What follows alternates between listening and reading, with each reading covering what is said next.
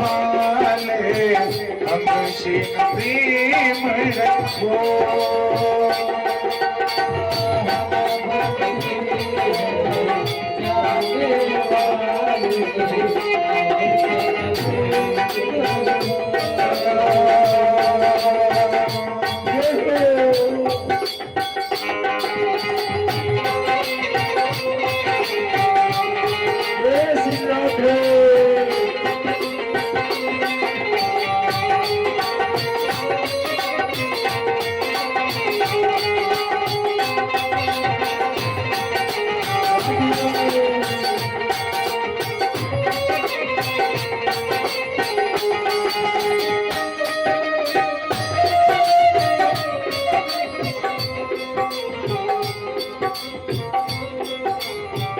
हम बैठती हैं जाने वाले हमसे न प्रेम रखो।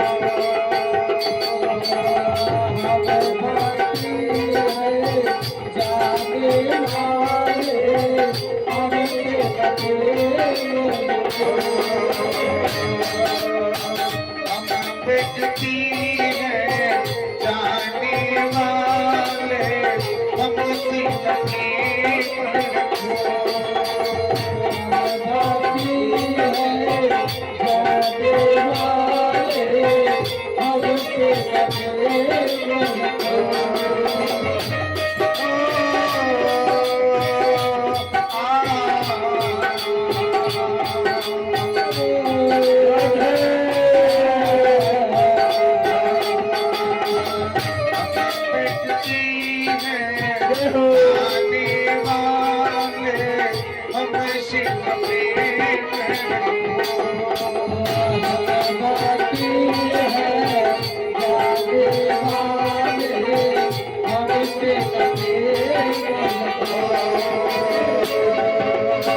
मेरा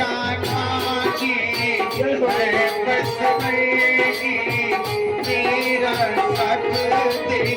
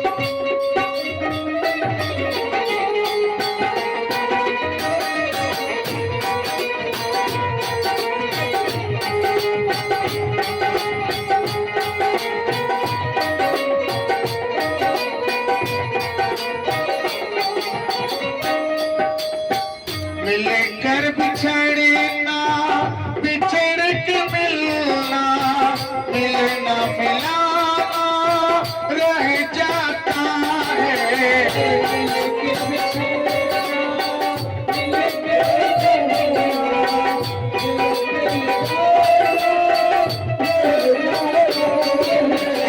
ऐसा ही हुआ था ना शकुंतला के साथ। मिलकर बिछड़ना बिछड़ के मिलना मिलना मिलाना रह जाता है।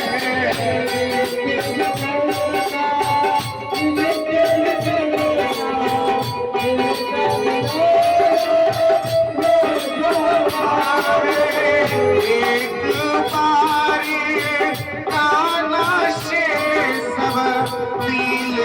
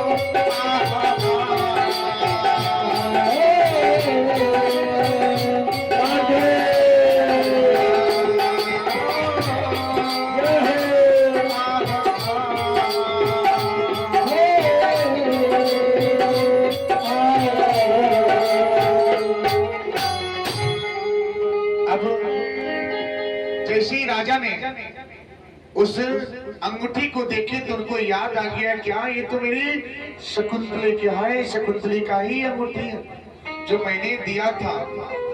अब उन्होंने अपने राज में अपने पुरोहित से, अपने मंत्री से बोले कि शकुंतली कहाँ है। अब उनके प्रेम में अब दुष्यंत, राजा दुष्यंत भटक रही है और उनको याद आ गया कि हम कहां गए थे। उस आश्रम में पहुंचे। आश्रम में जाने के बाद उन्होंने देखा क्या कि एक बालक है और बालक जो शेरनी के बच्चे को लेकर के उनके मुंह में दांत गिर रहा है। सोचिए, अब उस बच्चे का आयु कितना होगा? 3 साल से 4 साल के बीच में। ओ शेर के मुंह में हाथ डाल करके दांती गिन रहा था। शेरनी वहीं पे बैठी थी, लेकिन करे तो करे क्या, वो कुछ नहीं कर सकती थी। वो प्रेम था। राजा का आगमन वहां पे होता है और उन्होंने ऐसे दृश्य को देखे तो बोले क्या। वहां से पूछे कि कौन है। उन्होंने बोला क्या,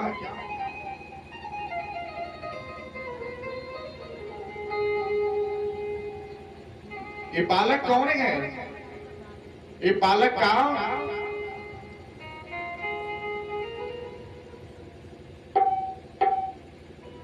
नाम जानने के लिए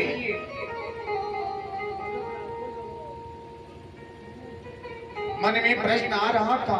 तब तक वहां की जो सेवक है, दासियां हैं, उन्होंने बोला इस बालक का नाम क्या है? सर्वधमन है।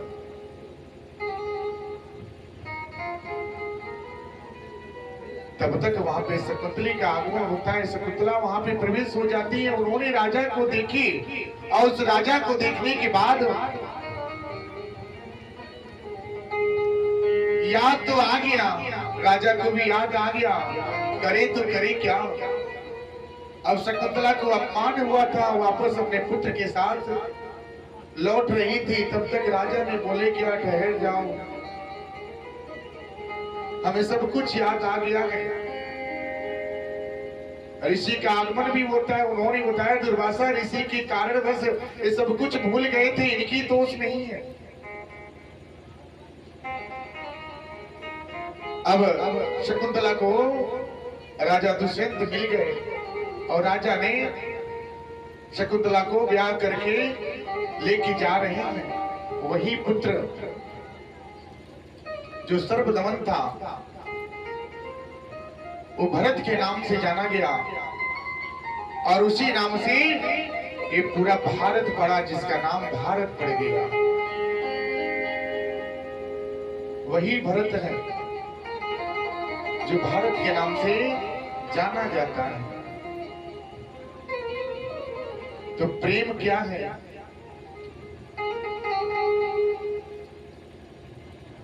प्रेम ऐसी भाषा है, प्रेम ऐसी शक्ति है जो बड़े से बड़े चट्टानों को पार कर देगा, आसान हो जाएगा। प्रेम से तो सब कुछ होता है। प्रेम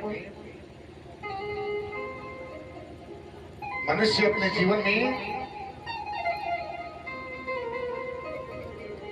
5 आदत जो है ना, उससे वो क्या होता है, गरीब हो जाता है। 5 आदतों से वो व्यक्ति गरीब हो जाता है। ऐसे गीता में भगवान जी ने बोले हैं, भागवत गीता में भगवान जी ने बोले हैं, बर्बाद होने के 5 लक्षण हैं। ध्यान से सुन लीजिएगा, बर्बाद होने का 5 लक्षण हैं, ऐसे भगवान जी ने बोले। पहला, जिस व्यक्ति को नींद आवे, गुस्सा आवे, डर हो, थकान हो और काम को टालते रहे, यानी कि अपने कार्य को महत्व न दे, गहरे नींद में सो जावे, गुस्सा खूब करे, परिवार पे गुस्सा करे, पत्नी पे गुस्सा करे, अपने बच्चों पे गुस्सा करे, डर जाए, कोई कार्य करने से पहले उसके अंदर भय प्रकट हो जावे, अपने आप को आलस महसूस करे और काम को, अपने कार्य को टालते रहे। क्या कि आज नहीं कल करेंगे, कल नहीं परसों करेंगे, परसों नहीं आने वाले समय में करेंगे। ऐसा करते जब जाएंगे ना, वो बर्बादी का पहला लक्षण है। वो व्यक्ति बर्बाद हो जाएगा, चाहे वो बिजनेस हो, चाहे वो एक बिजनेस करता हो या दुकानदार हो या व्यापारी हो या गृहस्थी क्यों न हो। अगर जो व्यक्ति अपने कार्य को, अपने आप को नहीं समझा, इस लक्षण से वो बर्बाद हो जाएगा। अगर ऐसे लक्षण है तो उसको परित्याग कर दे।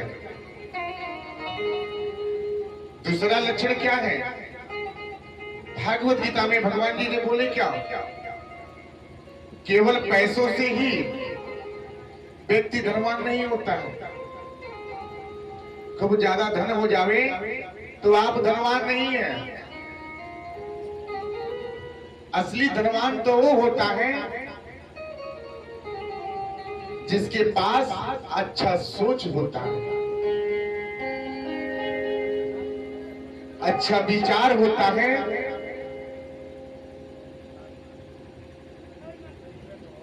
अच्छा व्यवहार होता है, सुंदर विचार होता है।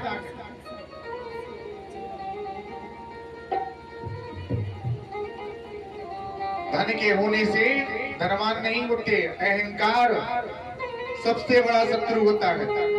जिस व्यक्ति के पास अगर अहंकार हो जावे ना, तो लक्ष्मी भी रुष्ट हो जाती है। ये बर्बाद का लक्षण है।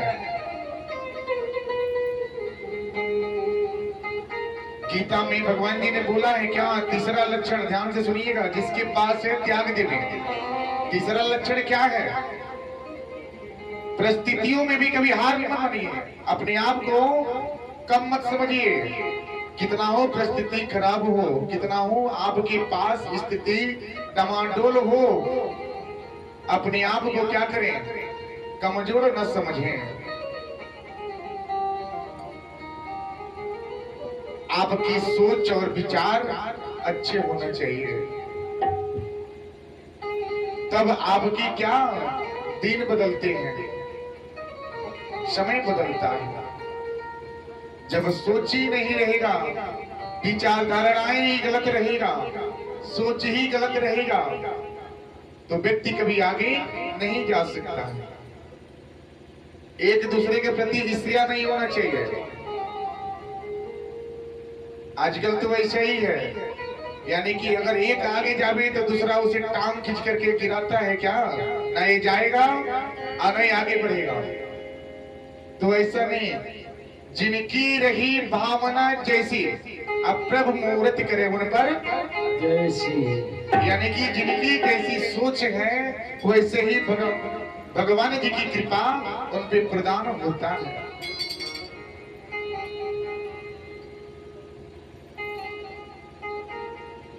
गीता में चौथा जगह स्थान ये मिला है क्या, कि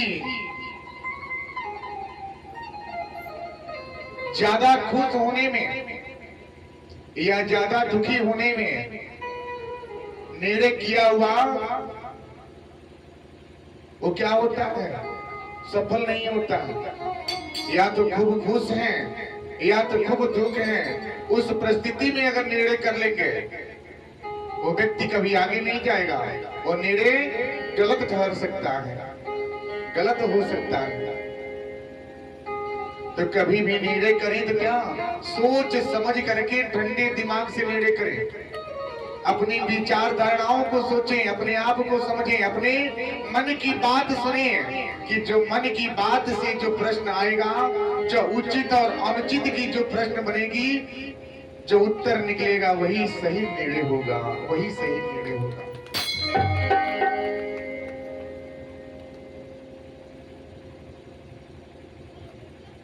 भगवान जी बोलते हैं क्या, जब आपके अंदर बदलने का ताकत न हो ना, जब खुद को आप ना बदल पावे, जब आप अपने आप को न बदल पावे, ये दोष ये क्या है, भगवान जी को नहीं देना चाहिए, भाग्य को नहीं देना चाहिए।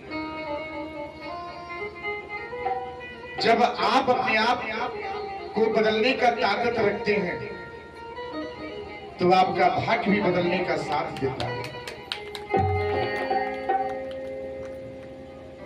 कर्म ही क्या है, प्रधान होता है। जैसे आप कर्म करेंगे ना वैसे वैसे आपके भाग्य की रेखाएं चलता है।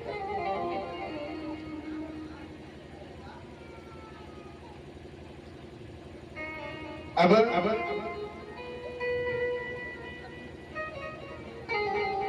आत्मदेव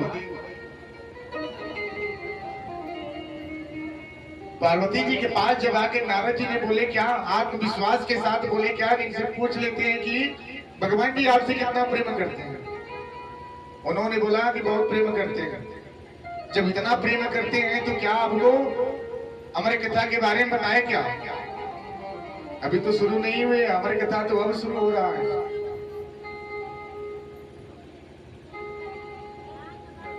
पार्वती जी बोले क्या, ये अमर कथा क्या? हाँ हाँ, नारद जी बोले क्या, हाँ वही अमर कथा जो सुनने से जीवन कृत होता है। सबसे बड़ा कथा होता है अमर कथा। श्रीमद् भागवत कथा में सबसे महान की कथा है। पार्वती जी सोचनी पड़ गई ना, ये तो भगवान जी ने बताया ही नहीं है, ऐसे उन्होंने बताया नहीं है।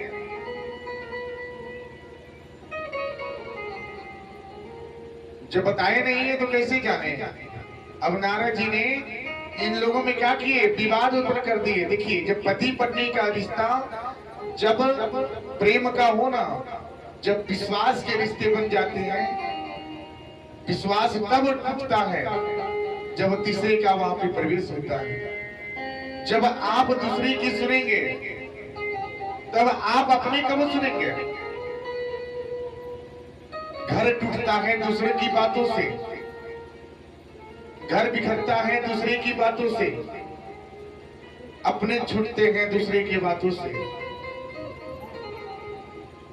अगर आज मंत्रा की बात कहीं नहीं सुनी होती थी, भगवान जी को 14 वर्ष का वनवास नहीं होता था।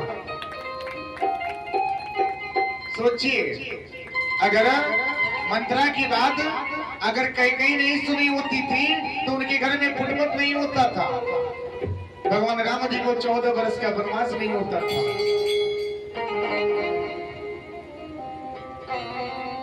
महाभारत में अगर शकुनी की बात अगर दुर्योधन नहीं सुने होती थी तो महाभारत भी नहीं होता था। क्यों? क्योंकि शकुनी भी दूसरा और इधर मंत्रा भी दूसरी, ये दूसरे पराए हैं, उस परिवार से कोई ताल्लुक नहीं है, उस परिवार से कोई ताल्लुक नहीं है, बस एक रिश्ता है।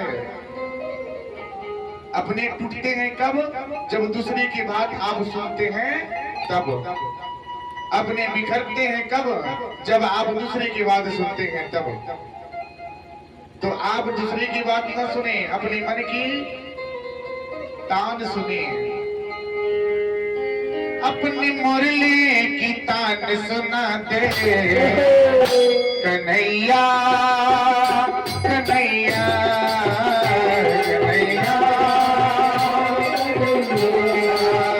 तेरे मन की बात सुना दे, तेरे मन की बात सुना दे कन्हैया कन्हैया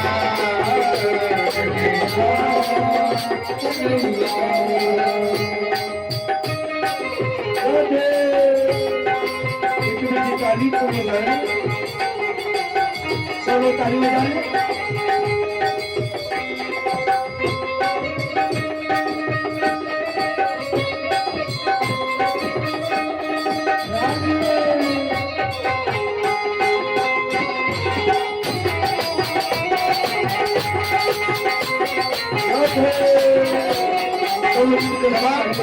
जब आप दूसरे की बात सुनेंगे ना तो भगवान जी की धुन कैसे सुनेंगे, उनकी आवाज कैसे सुनेंगे, उनकी आवाज कैसे सुनेंगे। उनकी आवाज को सुनने के लिए अपने मन की ही सुनना पड़ता है।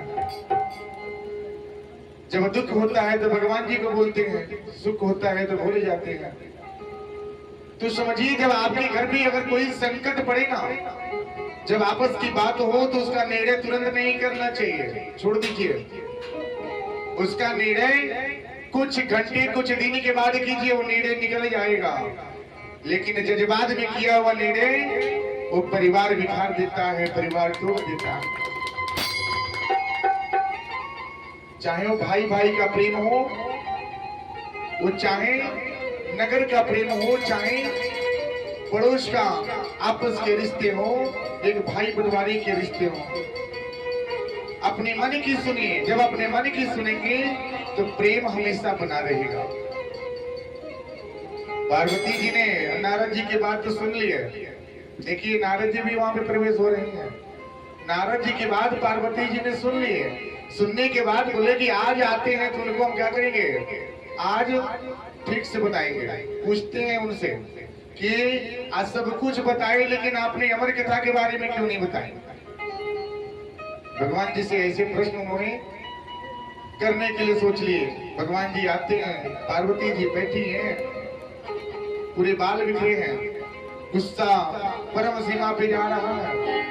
भगवान जी पूछे अरे ये क्या हो गया है। पार्वती जी ऐसे गुस्सा गई, नहीं बोलेंगे। इधर गए इधर चले, नहीं बोलेंगे। ऐसे गुस्सा, ऐसा गुस्सा होता है ना जब पति पत्नी के बीच में जब विवाद उत्पन्न होता है ना, तो ऐसे ही गुस्से होते हैं। पति देव बेचारे आएंगे मनाएंगे, लेकिन पत्नी बोलेगी ना आज बात ही नहीं करेंगे, छोड़ देते हैं इनको। देखते हैं बहुत ही गुस्सा है ना, देखते हैं कितना गुस्सा होता है। पति बेचारे आते हैं, समझाते हैं, मनाते हैं। पत्नी भी पति को मनाती है। अगर पति देव गुस्सा हो जाए ना तो भी उनको भी मनाती है, क्या कि चलिए ठीक है गलती हो गया, माफ कर दीजिए, कल से नहीं होगा।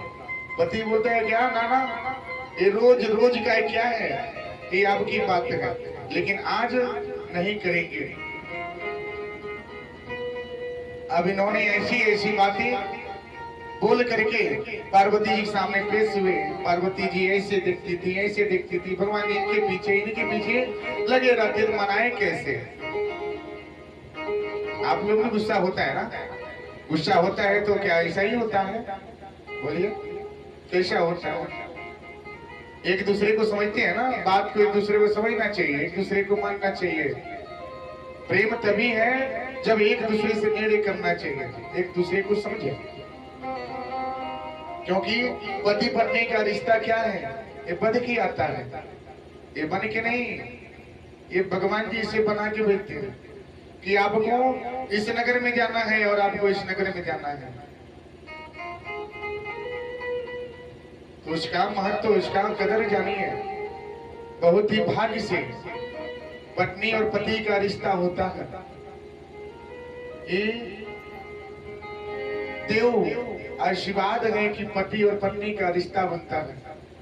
और पति और पत्नी का रिश्ता पूरे जीवन क्या हो, अगर खुशी से ना बीते तो समझिए कितना कष्ट होता है, कितना दुख होता है।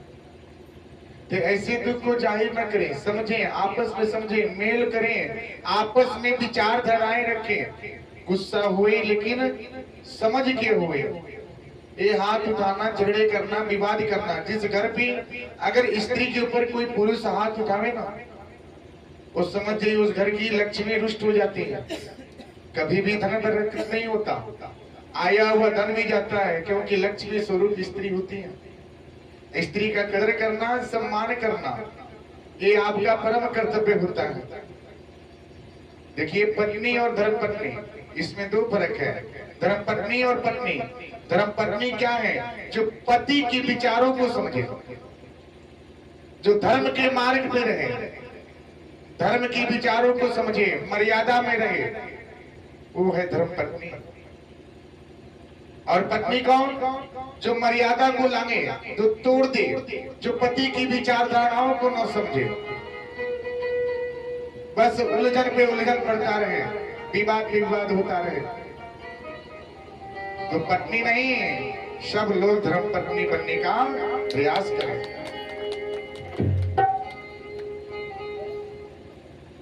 पार्वती जी अब रुष्ट हो गई, भगवान जी मना रहे हैं। फिर बोली पार्वती जी, क्या आप पहले ये बताइए, सब कुछ आपने बता दिया, लेकिन अमर कथा के बारे में क्यों नहीं बताए? भगवान जी बोले, अमर कथा क्या है, क्या है, क्या है। अब लगे उनको और चक्कर में डालने कि भाई क्या, हम तो कुछ जानते नहीं। ऐसे भगवान जी ने क्या किए, अपने आप को बनाने है कि हम जानते ही नहीं है कुछ।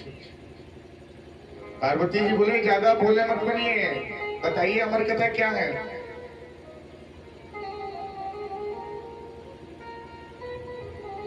अब इतनी बात सुनने के बाद भगवान जी बोले, ठीक है, अमर कथा क्या है हम बताते हैं, लेकिन यहाँ नहीं बताएंगे।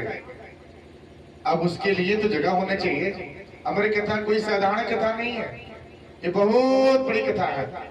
ये वो कथा है जो जीवन को बदल देवे, सुन लेने से ही जीवन कृत हो जाता है।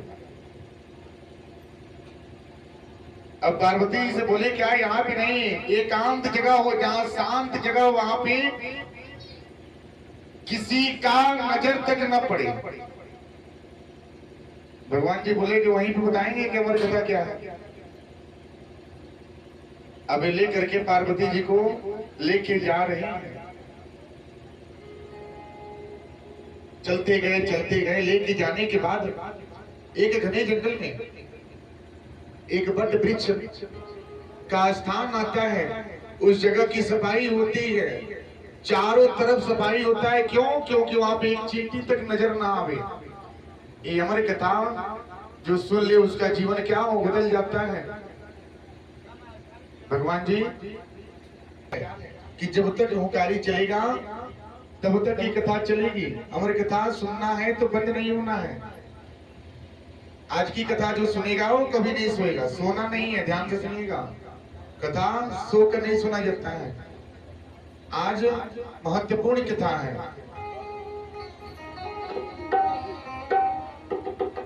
अब कथा प्रारंभ हो गया।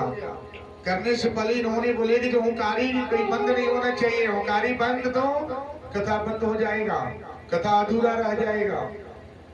पार्वती जी तो जिद में बोली, ठीक है चलिए हम सुनेंगे, आप करते रहिए। होता है ना, स्त्रियों के पास जिद होता है। और क्या है, जिद हो जावे ना तो जिद से धन बरकत भी होता है, और जिद हो जाए तो नाश नहीं, सत्यानाश भी हो जाता है। और जिद हुए तो लक्ष्मी नहीं, वो काली का रूप भी हो जाता है।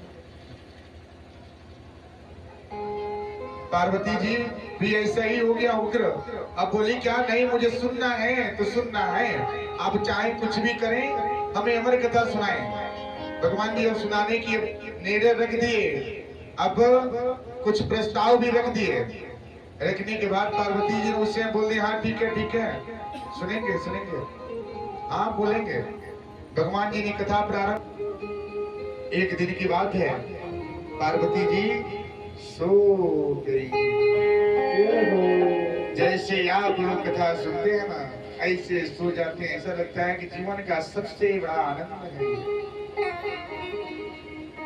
तो सोना नहीं है।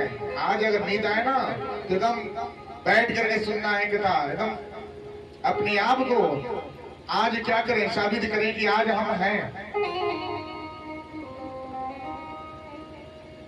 अभी तो पार्वती जी सो गई, अब कथा कौन सुनेगा? भगवान जी कथा कहते गए, लेकिन रहस्य क्या हुआ? उसी बट वृक्ष के ऊपर एक सुख, एक तोता पति पत्नी के साथ जीवन यापन करता था। किसी कारणवश उस घर में, उस घोंसले में अंडा छूट गया था। सोचिएगा, उस अंडा छूट गया था जो दूषित हो गया था। भगवान जी की कृपा कैसे प्रदान हुई?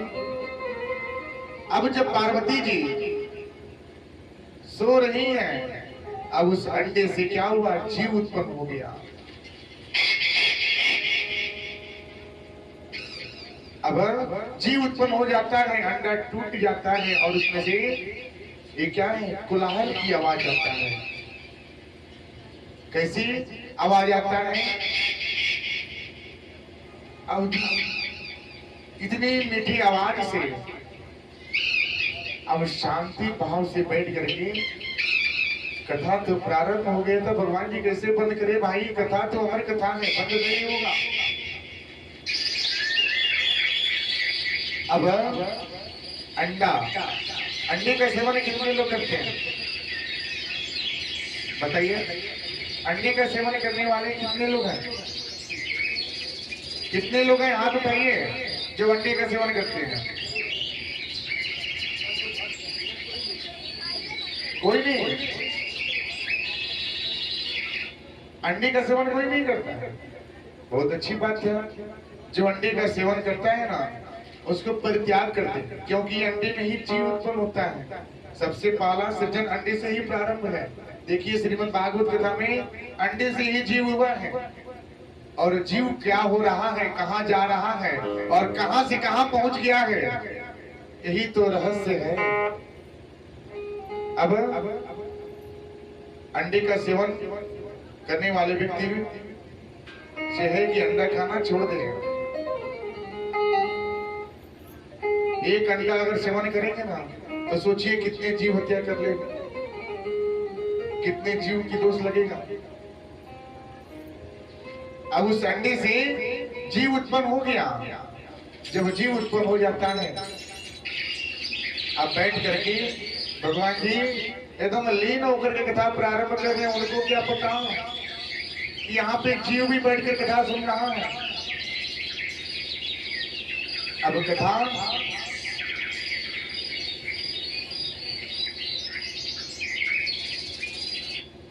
कथा होता चला गया, होता चला गया। वही जो शुगा था वो आवाज हो की आवाज कर रहा था कि मैं हूँ। ऐसा लगा कि पार्वती जी जगी है, मैं हूँ, होकारी दे रहा था। कथा सुनते सुनते जब भगवान जी का ध्यान आया, देखे क्या रे, पार्वती जी सो गई, कथा कौन सुन रहा है? कैसी पार्वती जी सुनी? अब हूँ की आवाज कहां से आ रहा है? अब उन्होंने अपने त्रिशूल महाराज से बोले, क्या तिलकाओ, जो ये कथा सुना है, हमारे कथा सुना है, उसका सर क्या करें, शरीर से अलग करके लेके आओ। अब सुख महाराज को पता चल गया।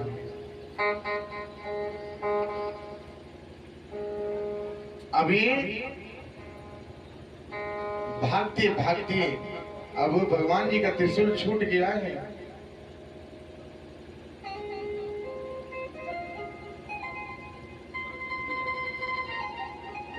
अब ये निकल गया, अब करे तो करे क्या? भागते भागते जा रहे हैं।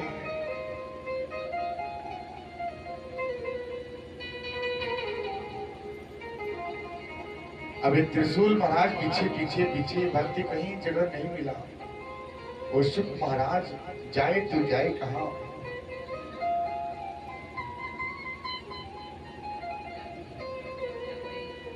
जाए तो जाए कहां? एक स्थान मिला, व्यास जी की पत्नी जो 18